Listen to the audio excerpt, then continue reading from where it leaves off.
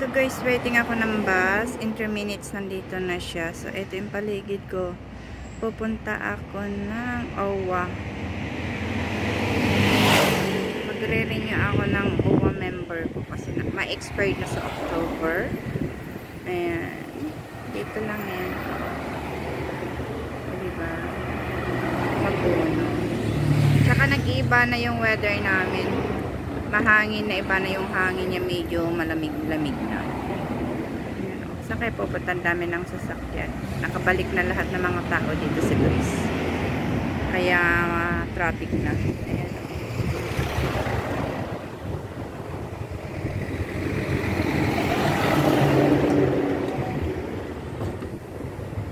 Dito yung Stasi, abangan ng bus. Hindi ka pwedeng mag-abang ng ayan na yung bus ko guys. Dumating na. On time.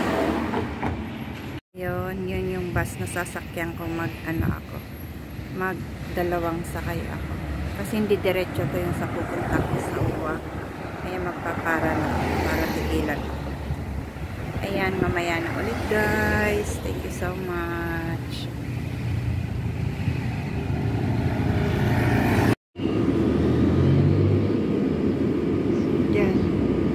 Iba naman yung way yan. Iba naman dito. Oh, walang tao sa loob na trolley. Next stop, Skalaja. May announcer. May Beijing. Kaya hindi ka maliligaw. Alam mo kung saan ka bababa talaga. May street papunta sa Philippine Embassy. Dito ka bababa pag yung hagdan na yan. Yan.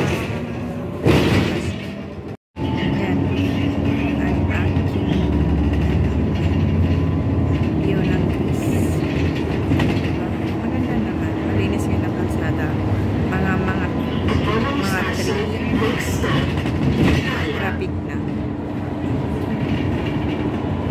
Lapit na ako sa pupuntahan ko.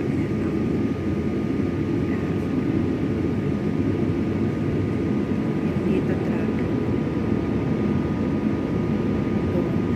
Doon na doon sa kabila pero dito sa amin hindi pa.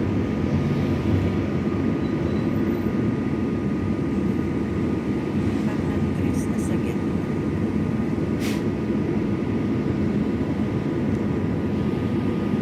Guys, nakababa na ako. Punta na ako sa OWA. Ito yung malaking supermarket. Ayan, ang daming tao.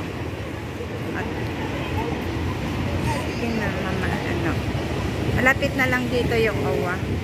O ba't ka nagagalit? Tignan nyo dito. Dito lagi ako mag-vlog. Tambayan talaga namin to. Ayan. Diba? Daming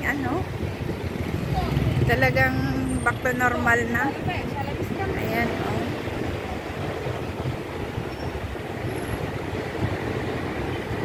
Ito yung street ng OWA. Ayan. Yan sa ng tabi ng ng parking. Ayan dahil wala nang mapagparkingan, dito na sila nagpa-parking. Hanggang doon sa dolo-dolo. Ayan Ayan diba? Maaraw pero hindi na tulad nung nakaraang buwan. Super init. Iba na ang weather namin. Ang daming sasakyan. Ayan. Ayan, kikita ko na yung blue ang pintora ng terrace ng niya. Yan yung OWA. Yung tatlong palapag na yan, yung blue. Yan yung terrace. Yung blue ng pintuan. Yan yung OWA. Guys, punta ako magpa-xerox ng passport at saka yung card ko. Yung adya para maniba. Yan. Buti na lang malapit. Kalimutan kong magpa-xerox. May xerox copy sa bahay. Ayan. Guys, tapos na ako sa OWA. Punta na ako sa travel agency. So, ngayon tatawid na ako dito. Lalakarin ko na lang. Sisipag naman ng mga are.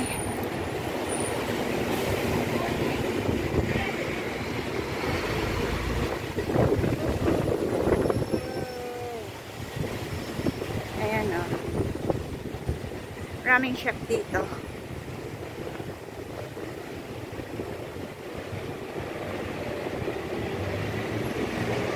Lakas ng hangin. Ayan o mga kababayan natin.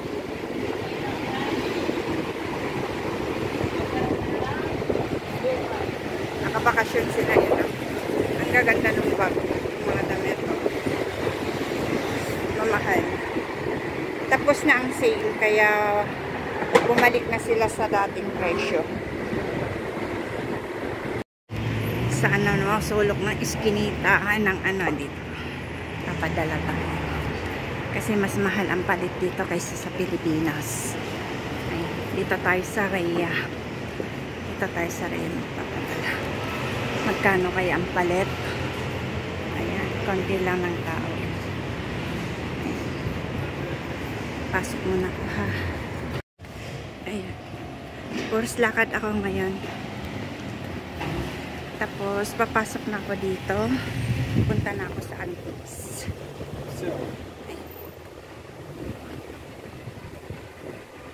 Aray ko. Madapa ako. Mamaya ulit. So, nag-aabang ulit ako ng bus ko pa uwi sa amo. Ayan. In 3 minutes ulit yung bus ko nandito na. Ngayon naman ang sasakyan ko is 6:10. Ang sasakyan ko ngayon. Para malapit na sa bahay yung bababahan ko. Kasi kung 6:02 yung sasakyan ko wala. Ayan 5 minutes lang pala. 5 minutes yung 10. 6:10. So, maghintay-hintay lang ako ng saglit. May ukay-ukay dito. Hindi to ukay-ukay. Ang may-ari Chinese. Pero mahal din. Kapresyo niya din ng mga Zara, ganyan. Pero pag bumili ka na sa Zara na lang. Para may pangalan, diba? Ayan, si Eva Yang. Ito naman, cafeteria. Ayan. Ayan na yung bus ko. 6:10 ang dami namin naghihintay, mga kalahi natin.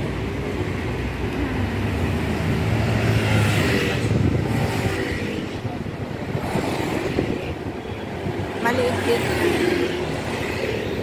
Ang daming may maraming na siyang sakay. Standing position na naman. Ayan 6:10.